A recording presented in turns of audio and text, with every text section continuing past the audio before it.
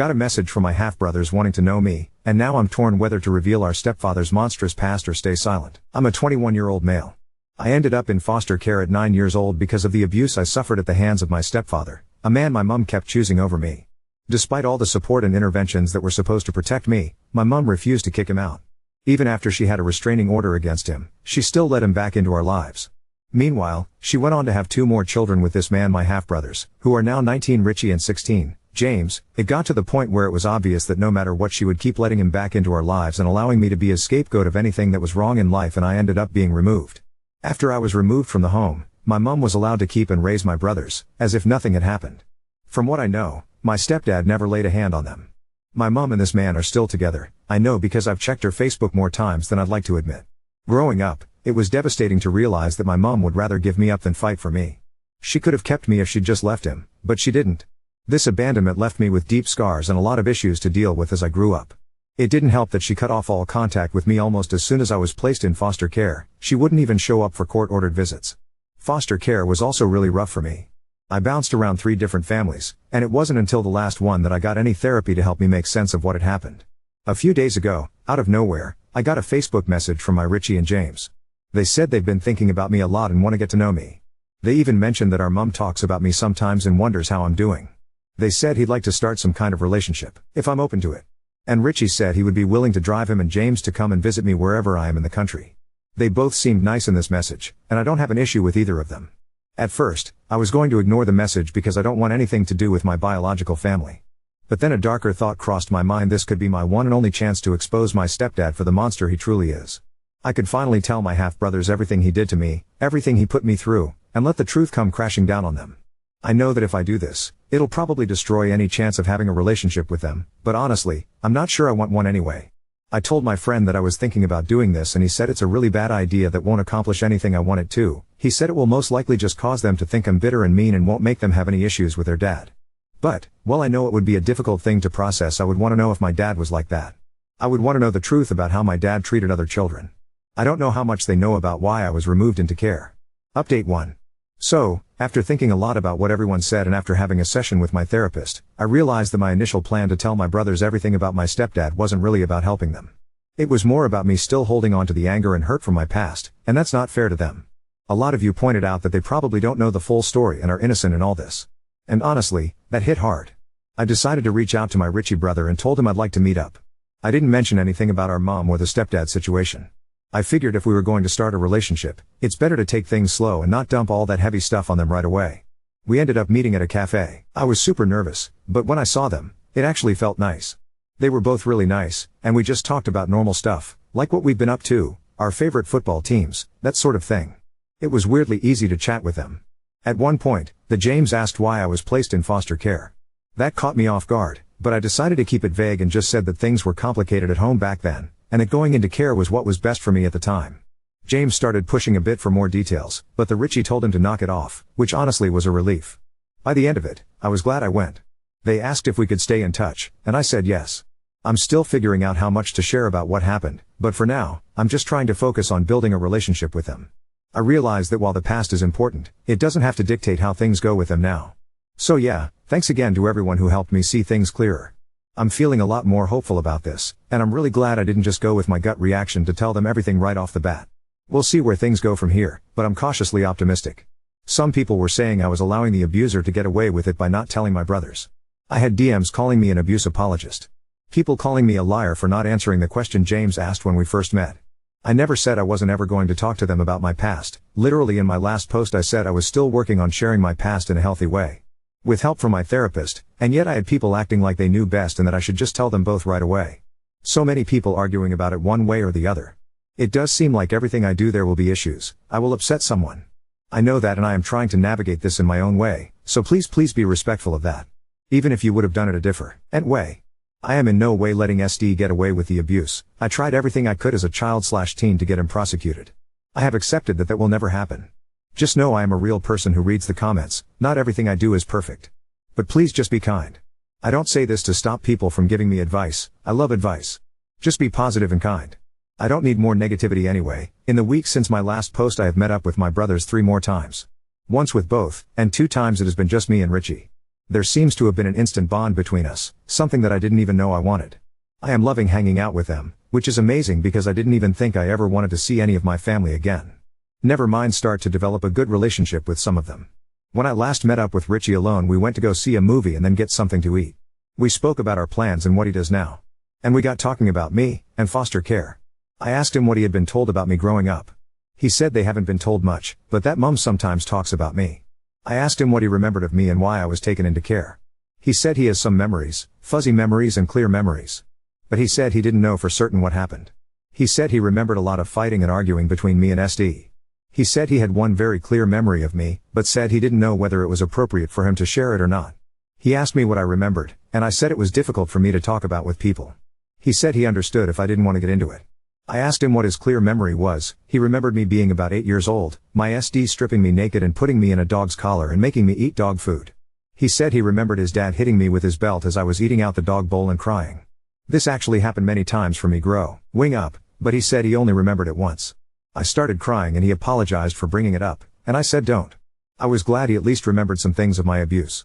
He said he guessed that the abuse by SD was the reason I was taken away. I said yeah. I asked if SD ever abused either of them and he said he hadn't ever. But he said he wasn't close to either my mom or his dad. He said they weren't ever amazingly loving people, but never abused them. He said he was sorry again. We spoke some more about our childhood. I felt safer talking about the abuse since he already remembered some of it. We spoke a bit more about it. I tried answering questions he had and he answered some of mine. He asked if the trauma still impacts me now, and I said yeah. I was open with him that I've attempted to end my own life multiple times because of it. He apologized for not being there for me, for not sticking up for me. I said nothing that happened was his fault, or my fault, and that we can't change the past. After we finished, we both went to our own homes. He messaged me saying he's glad I grew up and that I managed to keep living. He meant it sweetly, I think, even though it came off a little weird. I feel really amazing that I have a brother who seems to care about me. I couldn't even have imagined he would have liked me a few weeks ago. Update 2. I'm still working on building a relationship with my brothers, but it's been more complicated than I anticipated. While things started off surprisingly well, it's clear now that we're all navigating different versions of our shared past. After Richie opened up about his memory of the abuse, we've had more conversations about what I went through.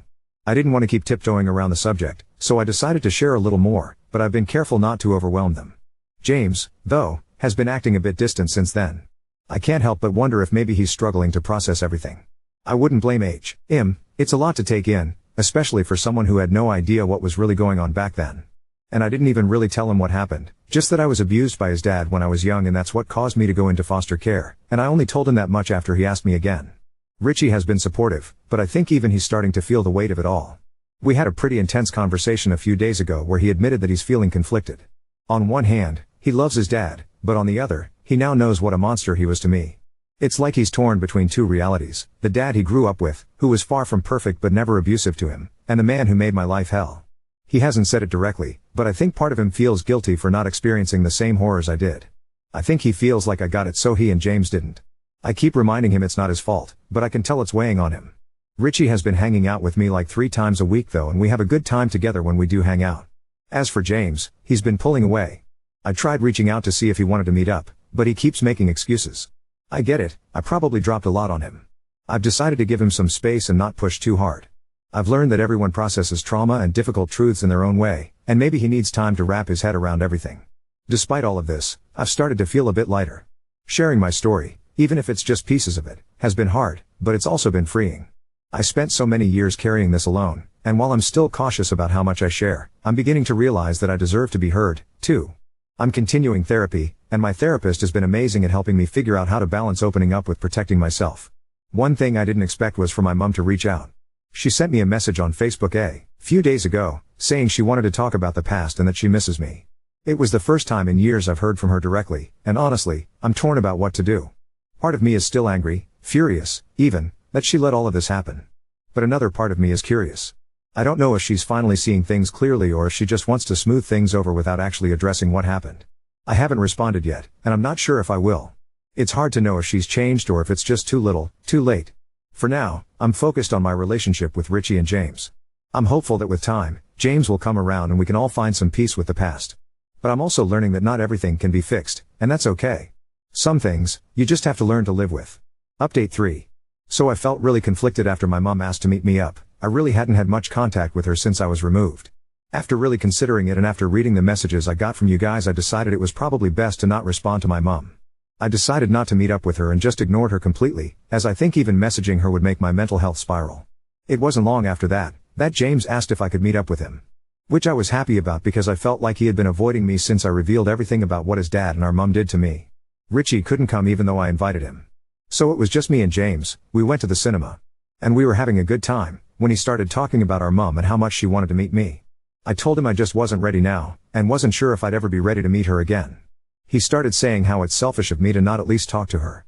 And I tried to reiterate that I wasn't ready to talk to her and how what she did to me has caused so much pain and damage to me. He started to say something like he's not the same person anymore or something, but I cut him off. I tried to shut it down there and said I don't want to discuss it further, and if he was going to keep bringing it up I would just drop him back off at the train station. He called me a dickhead and told me to just drop him off, so I did that. And not long after that he blocked me on everything. Which I admit I was really upset about. Richie called me and told me that James was upset and had been speaking about me being selfish in the house. And Richie said that it was probably best for me and Richie to go low contact for a while, even though he said he supports me. He said he has to try and navigate it through his home life until he is able to move out and be independent. I understand that, even though it made me really sad. That happened about 2 weeks ago, and I haven't heard anything from any of them since then. Even though I've been sending memes to Richie on Instagram every other day or so. We had been sending each other memes constantly before and he hasn't even opened the messages. Now on to second story. Boyfriend hates my weight loss, wishes I was still overweight so no one else would desire me, and now I question our relationship. I, 21F, have been dating my boyfriend Adam, 28 male, for almost 3 years now. I feel like some context is needed to accurately describe our situation. When I was 15 my older brother passed away in a car accident and it threw me into a depression where I became very overweight. He was my best friend and meant the world to me, losing him led me into the worst years of my life. A few months after I turned 18 I met Adam. He was one of my friend's older brother and we hit it off. He's smart, charismatic and I loved his sense of humor. Adam is also heavy but he was so comfortable in his skin it really made me admire his confidence. I couldn't stand to even look at myself in a mirror, so this last year I buckled down and lost weight, a very significant amount, and now I am even below my high school weight. I've never been this fit in my life and I feel so good about myself. My 21st birthday was this last Saturday and Adam and my friends had planned a party for me. Unfortunately Adam had a family emergency so he wasn't going to be around for my birthday. I was completely okay with this and reassured him that it was fine when I drove him to the airport. My friend Andrea recommended that we should instead go to a strip club and I thought that was an amazing idea. I'd like to reiterate that it would have been a woman's only strip club. The next time I talked to Adam I told him about the change in plans and he was very adamant that he didn't want me to go. He said it wasn't that he didn't trust me, it's that he didn't trust my friends. I ended up dropping the subject to not cause him further stress and we ended up just having the party they originally planned. Adam arrived today and I felt something was off. Something has been off since I lost weight. I kept badgering him until he finally opened up. We talked and he eventually told me that we don't even look like we belong together anymore. He brought up an instance where we were at the grocery store a week ago and a guy was asking me questions about watermelons in the fruit section. It was a casual conversation but he referred to my boyfriend as my brother and I quickly corrected him. The guy apologized, said we looked similar and walked off. At the time my boyfriend laughed it off and didn't bring it up again. He then said something that pissed me off so bad. He said sometimes I wish you were still big so no one else would want you. I lost all sympathy and quickly corrected him. I told him even when I was a big girl guys hit on me all the time and just like I always do I told them I have a boyfriend that I love. He looked dumbfounded when I said this. L told him how fucked it was that he wishes that I was back at the size where I was depressed and hated myself. He told me he misspoke and I am blowing things out of proportion. We argued more and he ended up leaving to his brothers to give me space. I've been sitting here just pissing myself off about what he said. Did he really think I was that unattractive when I was bigger? If so, why did he date me? Did he think I was desperate to be with someone because I was so fat? I just need some third-party advice. Am I overreacting? Update 1. I've been laying here in the dark and I've read basically all the comments and I think an update is warranted. Basically Adam and I are taking a break and I've been crying my eyes out for the last few hours. He came home today and we both agreed that we need to talk and get everything out in the open. He started off by apologizing for what he said, particularly the sometimes I wish you were still big so no one else would want you part. I asked if he thought I was unattractive when I was bigger and he said no, but he doesn't understand why I'm dieting and exercising the way I am. Adam said I shouldn't have to cook 2 different meals and should just eat what he does, and me going to the gym 6 times a week is obsessive.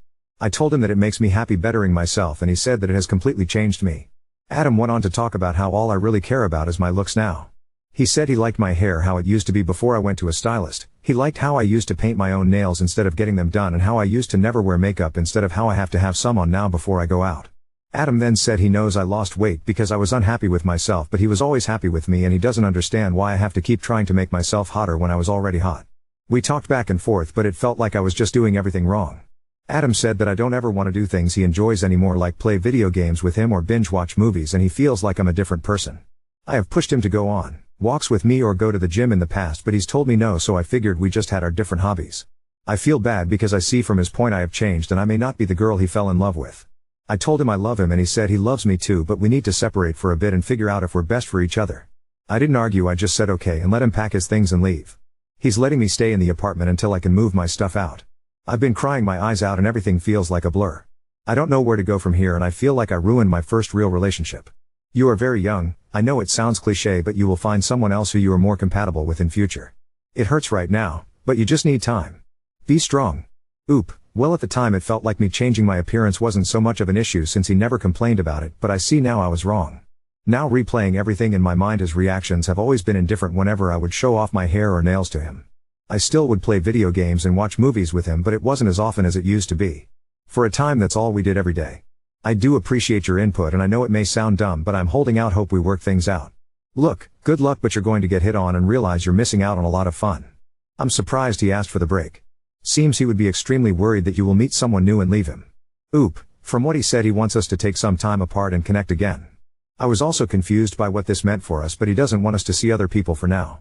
I know most people are suggesting we split up, but I get this sinking feeling in the pit of my stomach when I consider it. No, you didn't ruin your first real relationship.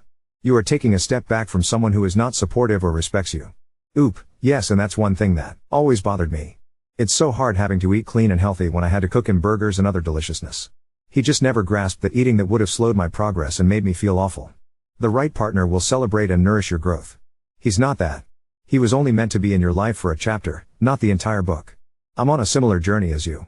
My husband jokes that I'm not the woman he married. But he supports my journey. We don't need to make 2 meals, which is silly to begin with. If he doesn't want what you're having, he can make his own meals, because he eats healthy with me, even when he would rather not. We have a lot of healthy recipes that work for our family that are pretty good, and serve my calorie, protein, and fiber goals. I wanted to get into hiking, so he got into it with me. When I go on walks, he will sometimes come with me. He has a bad knee so can't do it all the time. He supports me going to the gym, also 6 or 7 days/week, and after several years is talking about joining up too. True partners will support you. They will find ways to compromise, i.e., after you back from the gym, why don't we cuddle up and watch a movie together? Instead of trying to keep you at their level, they will be excited to see you grow, even if they aren't ready for that same growth yet. Oop, honestly hearing about how you are with your husband sounds so nice. I think I just got into the habit of accepting that Adam is the way he is.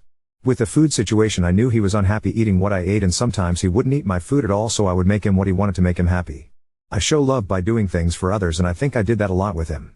I would ask Adam to come with me on walks or even bring up the gym, but it was never "I'd think about it" response, just always a no. I see that Adam really hasn't compromised with me on things I want to do, but I can't help but feel bad because I was the one that changed our dynamic. I just don't want to go back to wasting hours and days in front of a screen. Update 2. To get to the point, I broke up with Adam a few days ago and I'm still trying to process everything that happened. Things have been hectic and I'm settling into my new situation. Last week I had decided it was time for me to move out of the apartment. Adam made it clear that our relationship wasn't going to improve unless we took time apart, and as bad as I felt, I knew he wasn't going to come back until I was gone. I knew I wasn't going to be able to move all my stuff by myself, so I decided to ask a coworker if they could help me. The only heavy things I had were basically my bed frame and dresser, the rest were just boxes and suitcases full of clothes. Last Monday I asked my coworker David if he could help me move my stuff into my parents' garage. I know he used to work for a moving company and he has a truck, so I was hoping he could do it for $100 lol. I showed him pictures of my stuff and he said he would just have to take apart my bed frame, but yeah, he could do it on Thursday, which was his next day off.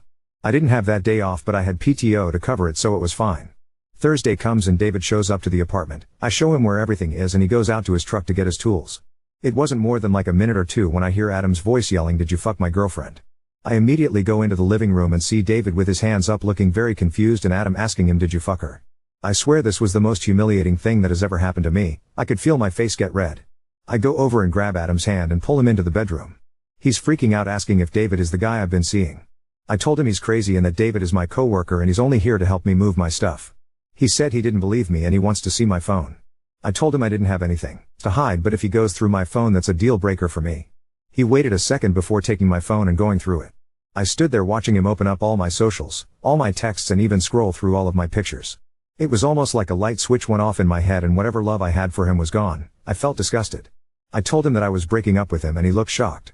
He started apologizing and said he was coming over to tell me not to move out and that he wants me to stay with him, but he just freaked out when he saw me here with a guy. That's when I realized that Adam knows I work on Thursdays, so why was he even over here?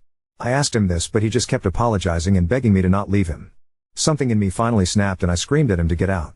I've been mad before, but I've never screamed at anyone like that. He just stared at me, turned around and left.